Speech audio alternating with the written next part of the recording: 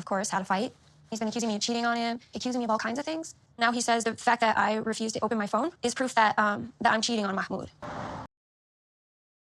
Interesting. I mean, listen, if your partner asks you, hey, let me see your phone. First and foremost, if I'm in the position where I'm the person who's asking to see your phone, and I already now know that I've got trust issues with you, really and truly, I should start thinking about leaving that relationship. Why?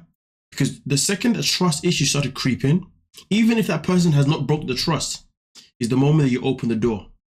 And let's be real, once trust issues become a thing, the relationship is more likely to go downhill. It is very unlikely, less likely to then be healed.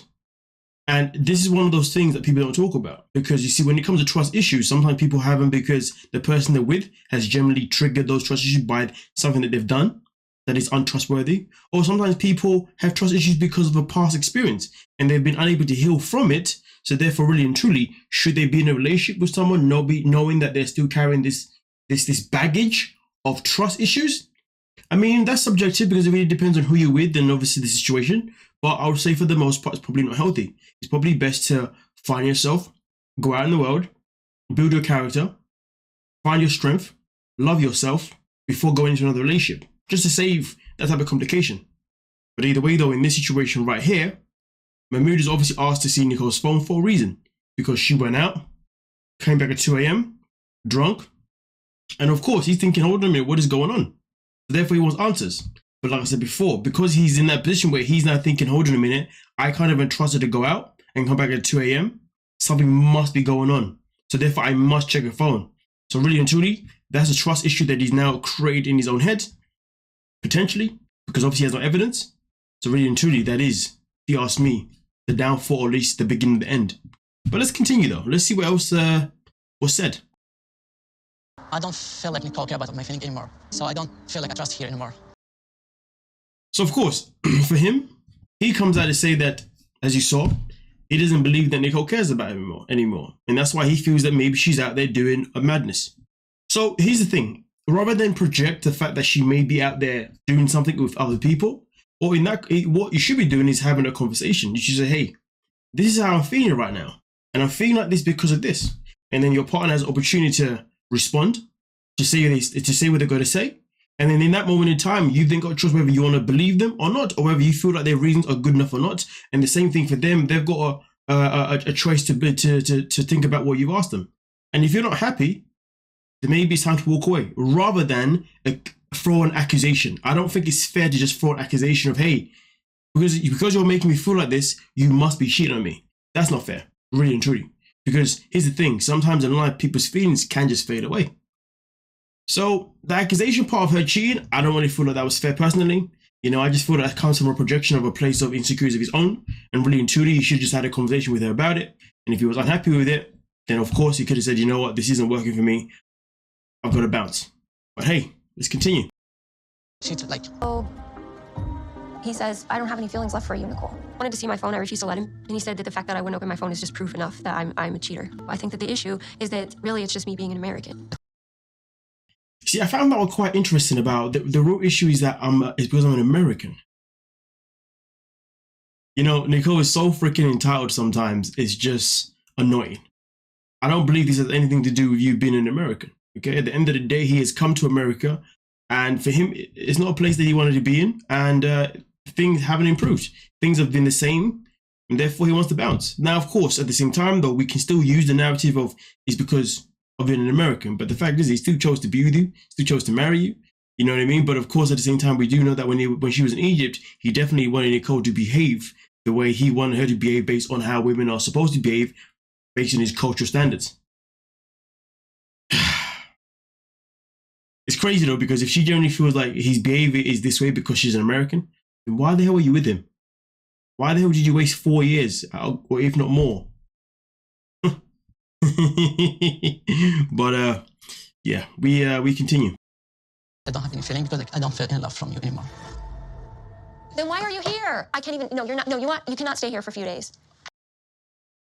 I found that absolutely outrageous. So because he's now come out to say that, hey, I don't feel the love for you anymore, her response was, get out.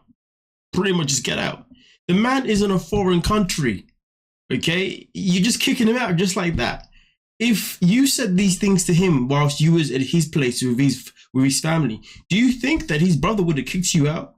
His mother would have kicked you out? I mean, we don't know for sure, but based on the relationship that they had, I would like to think that they wouldn't have. They would have said, okay, listen, we'll accommodate you until you can finally go back home. But the fact that she was like, well, in that case, because I'm not getting what I want, bye. Ruthlessness. If she truly did love this man, and she truly did care about him, she wouldn't have kicked him out. She would have been like, listen, okay, fair enough. Our relationship has gone downhill. It's not working anymore. Your feelings have now gone. My feelings are still here, but it is what it is. Of course, it wouldn't go down like that, but, you know, it's just something that revolves her not being so ruthless and selfish and just being so scorned. Like, come on. It's just childish behavior, isn't it? Come on now. Okay. You can't stay here at all. Okay. I never want you here. I never want that. But like, our relationship is over now. Well, Mahmoud obviously is now confirmed that the relationship is over. I mean, listen, like I said before, we always knew that he never wanted to come to the States anyway. He was never with her for the green card, you know what I mean? Which obviously was a good thing, of course. But at the same time, though, it was always very unbearable to watch this couple because both of them two were very jarring from the very freaking beginning, you know? And they've come back to this for another season and nothing has changed. Everything is still exactly the same. And that's something that I guess doesn't surprise us. You know, at least didn't surprise me anyway.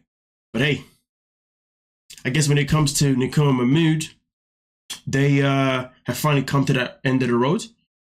The only thing that's kind of disappointing, and unless I'm speaking too soon, because there's still another 11 episodes left, unless I'm speaking too soon, I still wanted to see something that showed us the build up to the alleged of the domestic violence that went down with these two. Remember before it was reported that Mahmoud became physical towards Nicole, and of course we wanted to be able to see what build up to that within the season. And the fact that we haven't been given that opportunity to see that, to be fair, is quite disappointing. But again, the season isn't over yet, so I guess we have to wait and see. We may actually get to see it because I feel like it is very important for us to see what triggers were made that ended up putting them in this position where Mahmoud ended up doing something that he shouldn't be doing. That's if he did do these things, because there are people with their own opinions on the matter. Some people believe that maybe Nicole done something where she pushed him too far, so therefore he ended up retaliating even though he shouldn't have. But then some people even believe that maybe Nicole made up the whole thing just to be spiteful, because she has that spiteful character. You know, when we watch her, she kind of gives us that spiteful character, especially like this, for example. You know what I mean? Okay, fine, get out. You know what I mean? The little things like that, something can add up to somebody that is somebody who would happily lie just to get, you know what I mean, just to go against someone. This is what I'm saying. So I hope that's something that we can see a little bit of at some point. If we don't, then I guess it is what it is. But at the same time, though, this is TLC, the learning channel. So it'd be good to learn about signs to avoid, you know, if you are in a domestic relationship. You see what I'm saying? But hey ho, we shall wait and see if we get that opportunity at some point later on in the season. But nonetheless, though, let me know exactly what you're thinking. And with that being said, we're gonna move on to the actually, no, this will be solo. With that being said, don't forget to like, subscribe, and of course, peace.